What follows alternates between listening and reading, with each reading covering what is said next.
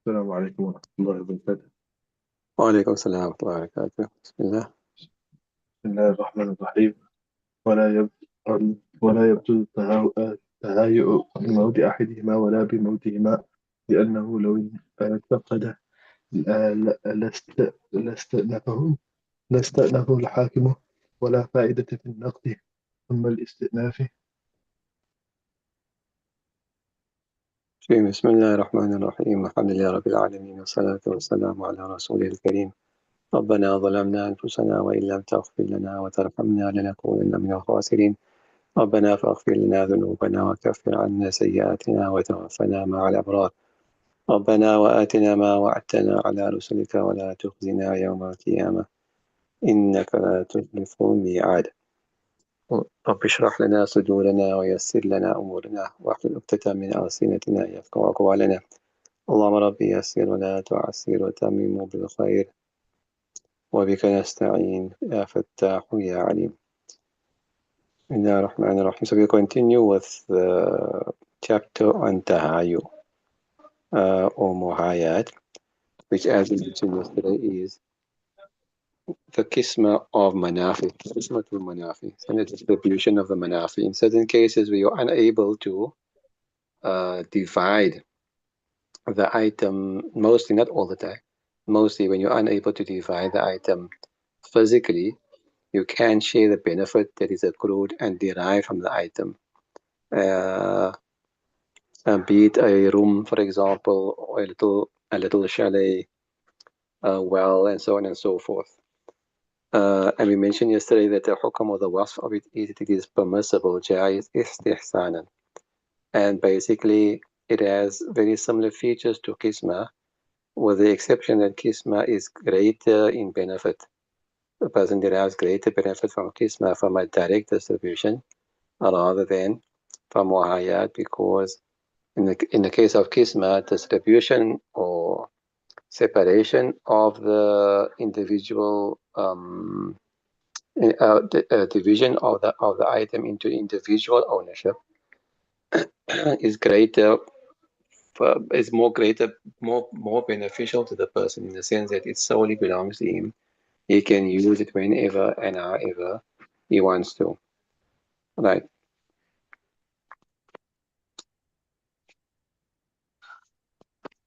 Then they're saying that just like how in Kisma you have Jabr from the Qadi, you can force one of the partners to enter into such an agreement if the other one is asking for it. In the same way, you can do it in Muhayyat as well. Now they're saying that it won't be nullified by the death of anyone. So, وَلَا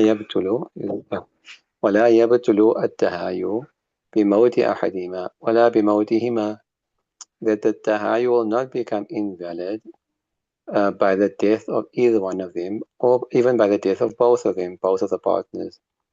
لأنه لو انتقض لاستأنف الحاكم ولا فائدة في النقد.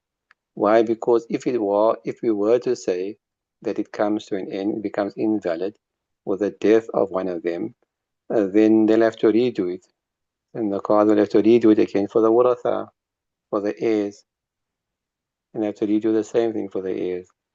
ولا فائدة في النقد ثم الاستئناف. There's no benefit in making something invalid and redoing it again. Understood? Okay, so the heirs will just have to follow the timeshare that they had before. Well, they can carry on, or they can just ask for, if they want to, obviously, they can carry on like that, where they're sharing it. Or if they want to, they can have it sold and then divide the profits from it, whatever, as they decide.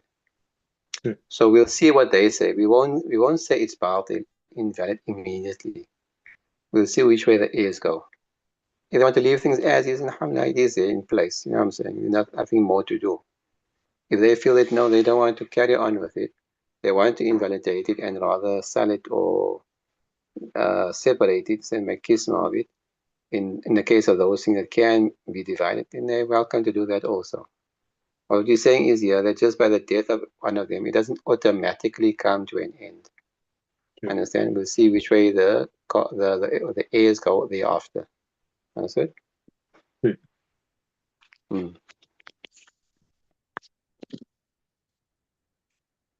ولو تهايأ في دار واحدة على أن يسكن هذا الطائفة وهذا الطائفة وهذا علو وهذا سفل جازا. And if they were to have tahayu in one house, on this condition that one will stay in this particular section and the other one will reside in that particular section, yeah? Or one will stay on the upper level and the other one will stay on the lower level. جائزة, that's also permissible. لأن القسمة على هذا الوجه جائزة فكذا المؤيات, because just like how a division mukisma would have been permissible in such an instance, so in the same way muhaya is also permissible. والتهايو في هذا الوجه إفراز لجميع الأنصبة لا مبادلة. And tahayu in this particular instance, and I remember we did before in Kisma that we find two meanings and we find two aspects. One is ifraz and one is mubadala. So ifraz means to completely separate my shay from your shay in the shared object. And mubadala is basically where I am exchanging my share in your half for the full share, for your share in my half. So for example, is a house, upper story, just to make it simple to understand, upper story and lower story.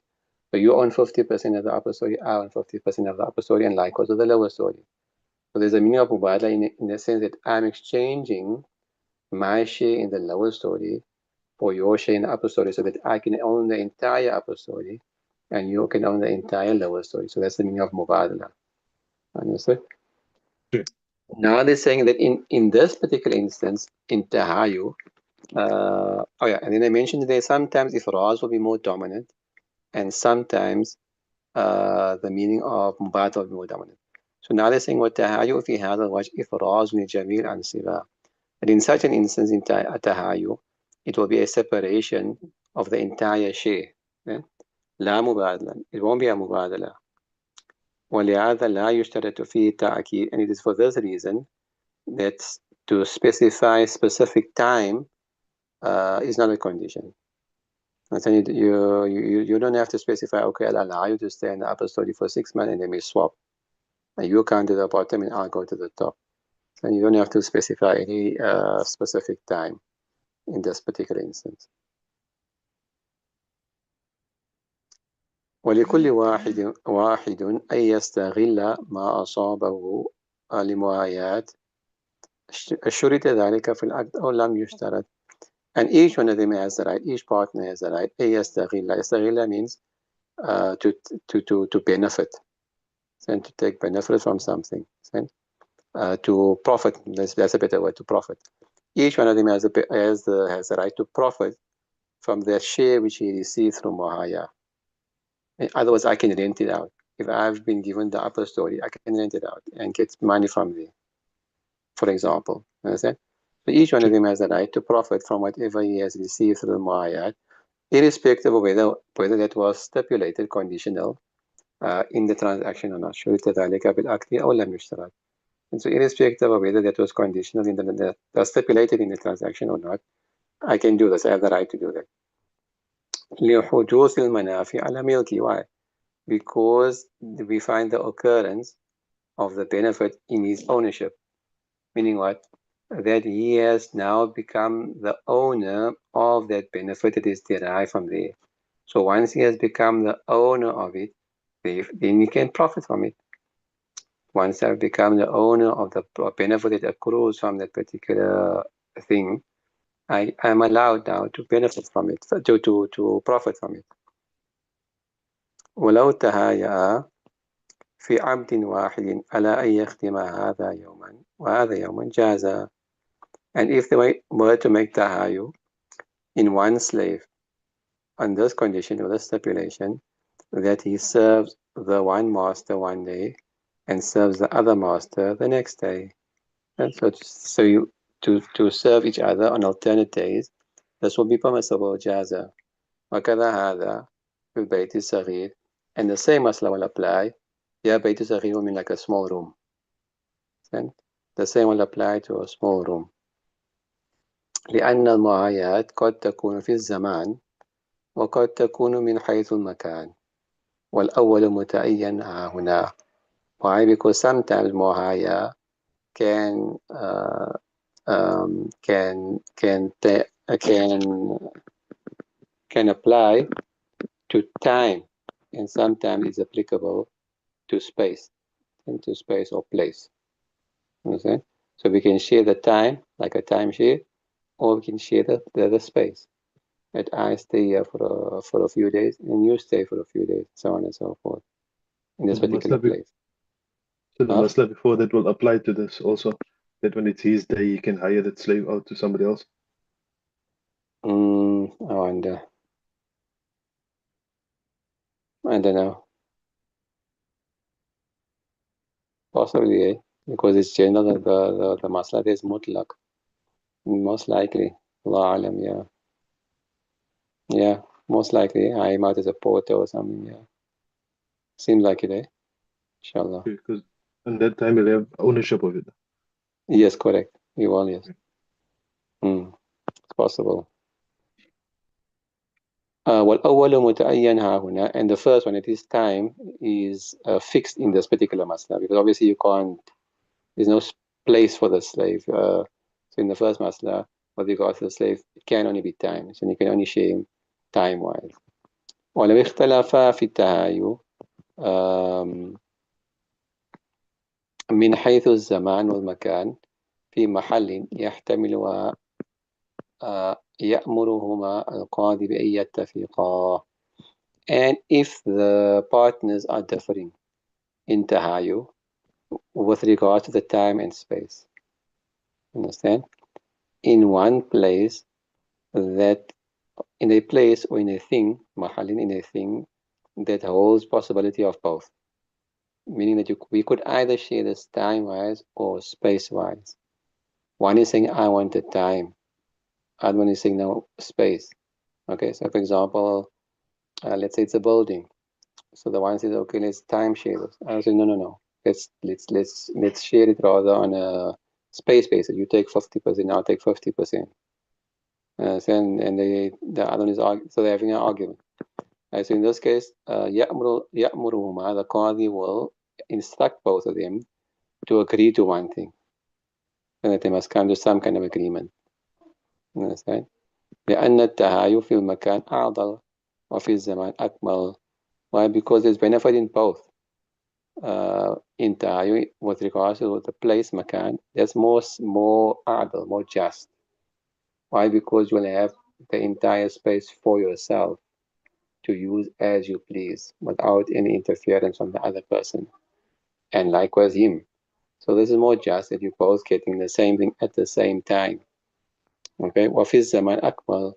However, with regards to time, the benefit there is more complete, because you'll have the entire space for yourself, even though it be for a limited period. Okay. Okay. So because there's benefit both ways, he's sort of stuck, not sort of stuck, but the card is sort of, you can't really refuse, there's no basis to refuse the other person's, to refuse either one's request. And then each one of them got a point. Each one of them got a good argument. فلما اختلفت الجهات لا بد من الاتفاق. So if they are differing with regards to which aspect they would like to take, then it is necessary that they themselves come to some kind of agreement. فإن اختاره من حيث الزمان يقرأ في البداية. So if they now choose a time, then they will draw lots in the beginning. نفيا للتهمة, again, as we mentioned before, in order to avert any kind of false accusation, any suspicion. Understand? So for the first time, they'll draw a lot. And obviously, after that, it will go according to that. Understand? Who's going to start first? Draw a lot. Whoever's name came out, whoever won the lot, he starts first, and then the next guy, and then the first guy starts again, and so on and so forth. ولو تهايأ في العبدين على أن يختم هذا هذا العبد والآخر آخر جاز عندهما. And if the making tahayu in two slaves, on this condition that slave A will serve me, for example, and slave B will serve you. Okay? Then according to Sahibain, this is also permissible. Understand? So two slaves, slave A and B, and they're saying, okay, slave A will go to X person, slave B will go to Y person. So according to Sahibain, is Sahibain? Yeah, I think it's Sahibain. This will be permissible. لأن القسمة على هذا الوجه جائزة عندهما جبر من القاضي وبالتراضي. Why? Because again, just like how this is permissible, and in Qisma, according to Sahibain, by force from the judge, and also by mutual consent. Either way, either the judge can force him to do that in Qisma, or they can mutually agree. They mutually agree to doing so. Either way, it will work. فكذا في المعايا. So same thing will apply to Ma'ayat as well. So again, as you can see, the similarities between Qisma and Mu'ayat. So what will be the Wakila, difference? Maf? So what will be the difference between calling it Kisma or Mu'ayya? The difference will be in the case of Qisma, that slave belongs to that guy. And I've got no share in him any longer. Okay. Understand? Whereas in Mu'ayat, I still have my percentage in that slave. I still own that percentage in his slave, but now I'm again swapping my share in him for the share in the other slave, fully for me. But I don't become the full own. I don't take full ownership of either. I don't take full ownership, but he doesn't take full ownership. Sure. Okay. Sure. Okay. Sure.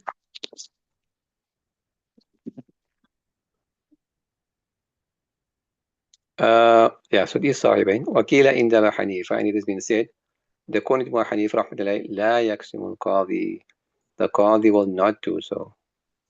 وهكذا روي عنه, and this is how it has been narrated from him by Imam Khassaf and so forth. لأنه لا يجري فيه الجبر عنده. However, because in such an instance, force cannot be enforced, and none of the partners can be forced to agree to such a thing. Force cannot be applied in such an instance. والأصح, however, the more correct opinion is يقسم القاضي عنده أيضا, that the more correct opinion of Imam Hanifa is that according to him also the Qadi can divide accordingly. لأن المنافع من حيث الخدمة, because the benefit is from the point of view of service. Why this is coming up is because, I don't know if you remember in Kisma we did that the slaves are normally jinsul mutafawit, so there's no Kisma there as such. Sure. Understand? According to Hanifa, you can't divide slaves. Why? Because one slave might be cleverer than the other, more skills than the other, more trustworthy than the other, and so on, more stronger than the other, and so on and so forth. So it won't be fair to one of the partners if he's getting the weaker one or the dumb one and stuff like that. You understand? Sure. So that's why I think certain ulama attribute this code to Imam Hanifa that it won't be permissible in Mu'ayat either. But they're saying no, because there it was because of ownership. The guy's becoming the owner, full owner of the particular slave, and he's now stuck with the slave. But here it's a matter of khidmah, and because we're looking at the manafi, we're not looking at the milk. So that's why you're saying anal manafi min hayth al-khidmah, because in this case here, the benefit is in terms of the service that they will render. And very, very rarely yet one slave will differ from the other in terms of the service that they can provide. So, or you can say the difference is very minimal between one slave and the other. Allah alam. Right? Anyway, contrary to this, owning the actual slave himself, لأنه تتفاوت تفاوتا فاحشا, because in such cases, huge discrepancy, as I just mentioned now. على ما تقدم, as we have mentioned before. Do you understood? Sure. Okay, time is up, but just finish this one if you don't mind. ولو Yeah. تهايأ فيهما على أن النفقة كل عبد على ما يأخذه جازا. And furthermore, if they also make tahayyu, the one say for me, one say for you, that the nafaqah, the expenditure of each slave is upon the one who has taken him. And you've taken him, so you must look after him. And whatever expenditure, fooding and so forth, you must look after it, and I will look after this one. Right? And they're saying jaza istisana. This will be permissible istisana. للمسامحة للمسامحة في إطعام المماليك بخلاف شرط الكسوة لأنه لا يسامح فيها. Why? Because generally people overlook the feeding of their slaves. That's not a big thing. I'm making food for myself. You can also eat. Not a problem. It's not a train smash to include one extra person, one extra mouth to feed. So normally people would overlook such a thing. They wouldn't like count it as a big expense. Contrary to the condition of clothing the slave, that's an extra expense because I mean clothing is not cheap. And in Islam, we are instructed to clothe the slave in good clothes, okay? Of a good grade at least. لأنه لا يسامح فيه, because generally people are not so willing to turn the blind eye, not so willing to overlook that condition, that you are placing that expenditure upon me. Okay, and obviously with them working, they must be running through clothes quite often, and becoming worn out and so very quickly. So it is an expenditure that people wouldn't in a hurry want to incur upon themselves if they don't have to. Understood? Yeah. Gee, any questions? Anything you didn't understand? I'm not listening. Gee, anybody else? Nothing so far. Okay, inshallah. والله تعالى أعلم وعلمه أكمل ما كان. سبحان الله بحمده سبحانك اللهم وبحمدك نشهد أن لا إله إلا أنت نستغفرك ونتوب إليك. السلام عليكم ورحمة الله وبركاته. وعليكم السلام.